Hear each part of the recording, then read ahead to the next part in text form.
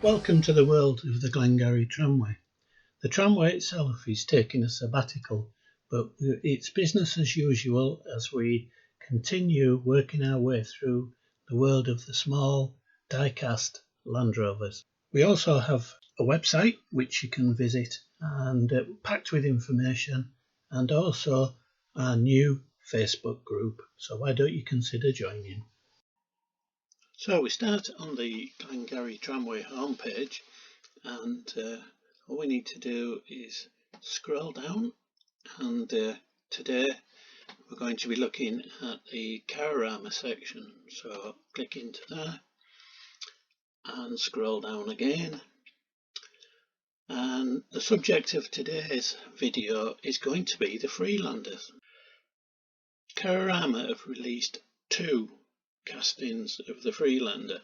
They're classed as the 1997 version and also the list a 4-door version, and this is classed as new Freelander. For the purposes of this video we're going to go to the 97 version. Right, as you can see there are 5 versions of this. Not all of them have been released in the same numbers, so by far the most common is the green ones, followed by the red. Then I would say silver, and then we get to the scarcer ones, which is the blue version, and then the really scarce ones are the orange liveried versions. But for the purpose of this we're going to take a look at the green ones, so let's go into there first. Right, in the collection we have got 3. We know of 3 more. The blue entry is one that we think exists. It was a rather indistinct photo that we saw of it, so we can't be 100% sure on the details, but we think it maybe is out there somewhere.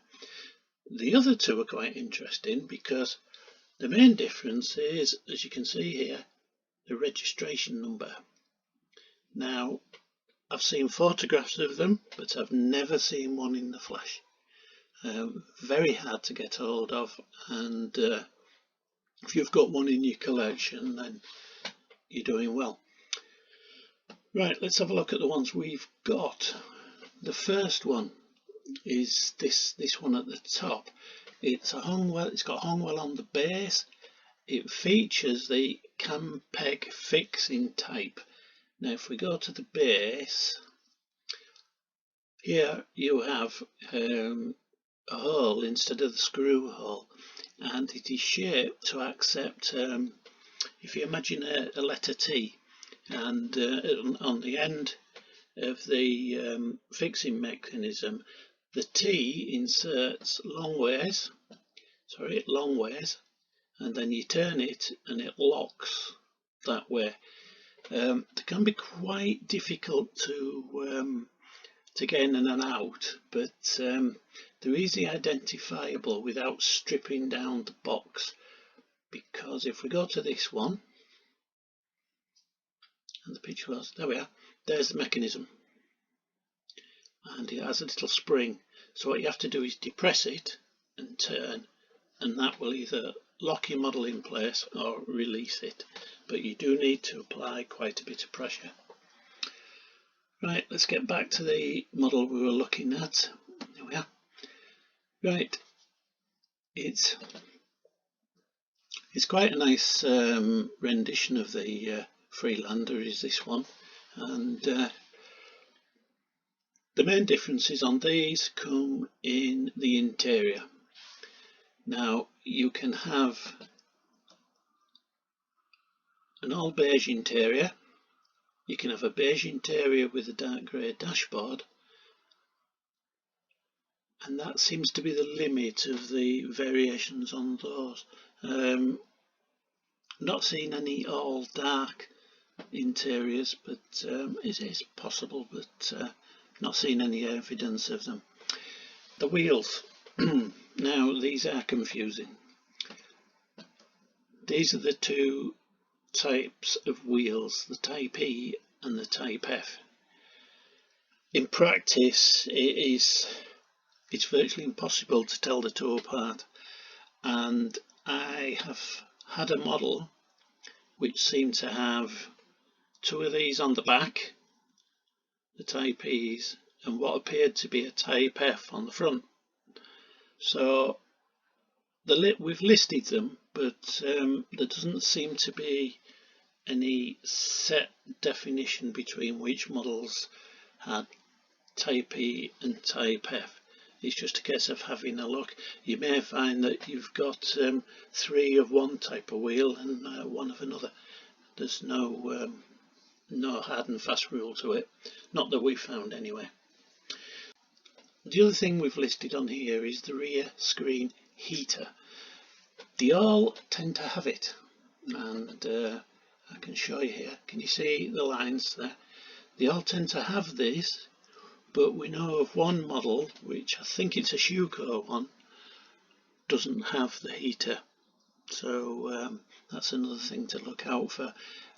99% of the time you're going to find them, they've got the heaters, but it's just the odd one out there that doesn't. Other points of interest with these, we've talked about the wheels, but these are very difficult to decipher between which pattern wheel they are or they aren't. So I wouldn't put too much emphasis on that.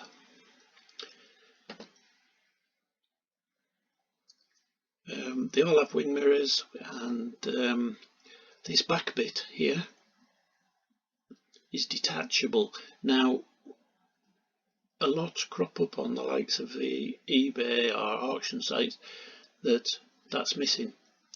Now, from what I can tell, it's not an intentional piece that you can take on and off.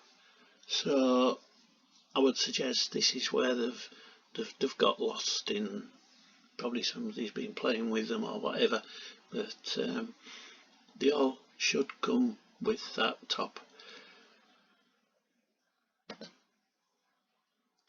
Right, so all in all, quite a nicely presented vehicle. Green seems to be fairly uniform. It's like a metallic green, and not seeing a great deal of variations. There might be a tiny difference in shades on some of them, but nothing that you could really class as a variation. The printing on the bottom, in this case it says Hornwell, it's upside down but it's hard to read, but it says Land Rover Freelander. Schuko ones have just got the word Schuko printed right across. No mention of what the model of the vehicle is. So there we have, there's the green ones. As I say, there's 3 we know of. Well, 2 that are very elusive and 1 that pretty sure it's out there, but it's just a matter of tracking it down. So if we go next, we'll take them in popularity order. So let's go to the red one. Right, the red ones. We've got 1, and we think there's 3 out there. And the first thing you can see straight away is the registration number on the 3rd one. Very elusive, but it does seem to appear on the green and the red ones. We think it's a Schuko, one with the Schuko on the base. The one we have in the collection is pretty much the same format as the previous one.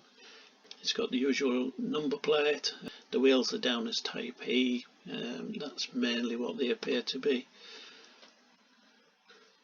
But if you look, it's very hard to tell which version wheels they are, so good luck with that one. All around it's just plain red vehicle. The rear lights don't stand out very well because they're mainly orange and red. They don't stand out too well on this red version. But quite a nice looking machine. As I say, careful that if you're after one that the rear part isn't gone AWOL. And as for the interior, which we come to it, can't really see it on that. Let's go back one. Right, interiors beige, and again you get the interior of a dark grey dashboard. Difficult to tell on photographs often if you're looking on a website. We're not quite sure the fixed type on this one, and we're not quite sure of it on the third one as well. So now we'll return to the main menu. That's it. And let's take the silver one next. The first thing that will stand out is the different shades. These were taken on two different cameras and both bear the LR number plate, and both have Type E wheels. One has the beige interior and the other one has the beige interior, dark grey dashboard. We've got a mix of fixings. The first one's the cam peg type and the second one is the screw fix type. So let's just take a look at, that's the cam peg type we've seen, and if we look at the other one, which, that's it there, so easily identifiable. I would suggest this is the early version, and then the move to the cam peg type. Nice metallic silver applied all round. This is a good example. If you look, that wheel would say it's Type E, and that one would say possibly Type F. But if you go to another model, they could be in a totally different order. So can we class them as a variation? Not really sure. Right, and that's it. There we are, nicely picked out at the front there. Wording of Land Rover on the front, the lights are depicted, and the number plate. There you can see this one is the darker dashboard with the lighter trim inside. Hence, when I said it is difficult to distinguish sometimes. And here on the back, clear shot of the rear heater. The lights stand out a lot better on these the non-red coloured vehicles. Let's take a look at the other version. As I say, the camera works, makes them look a wee bit different. There you've got another mix of the wheels.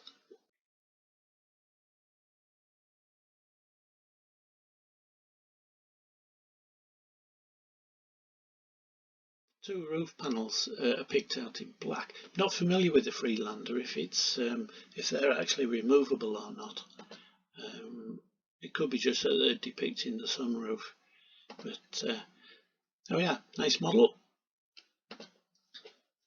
And as I say, only two of them, with nothing that we think's out there, but that doesn't mean to say there isn't.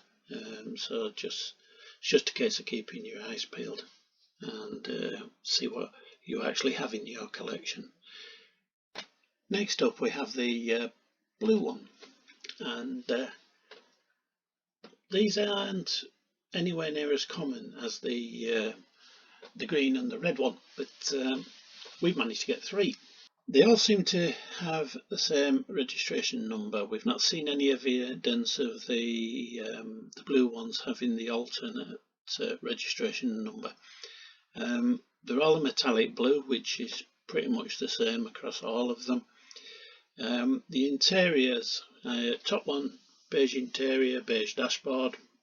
Second one is the same, and the third one is a beige interior with a dark dashboard. The top one as you can see, is a Schuko version, and it features the turnpeg fix type. The second one is exactly the same vehicle, but it's got Hongwell on the base. So the only difference you're going to see between the two is the wording, and we can show you the this one is actually a Schuko version. It's a Hongwell version, so it's got Hongwell. You can read it the right way up this time, and the Campeg fixing. Right, if we go to the Schuko one and find the base, there we are. There we are. There's an example of how they've treated the base. It's just the word Schuko right across. There's no writing anywhere else to indicate the model of the vehicle. As for wheels, the wheels are type E right across the range.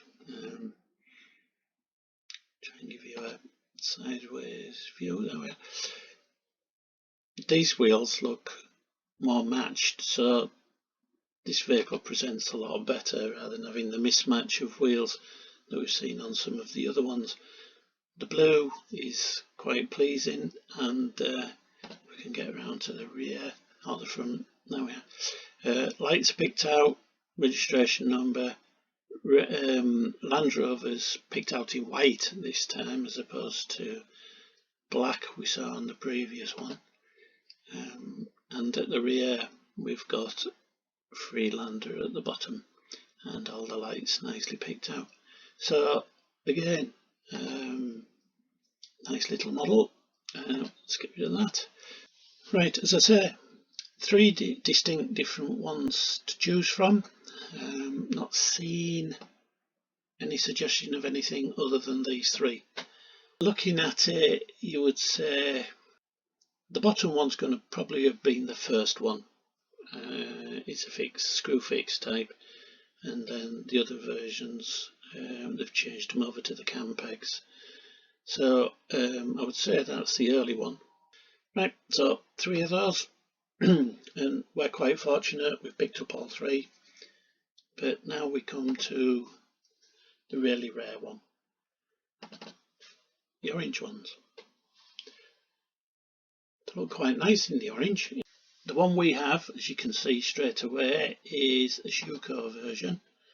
The plinths they sit on tend to have the wording Schuko, Land Rover Freelander in this case, and in orange it looks rather nice.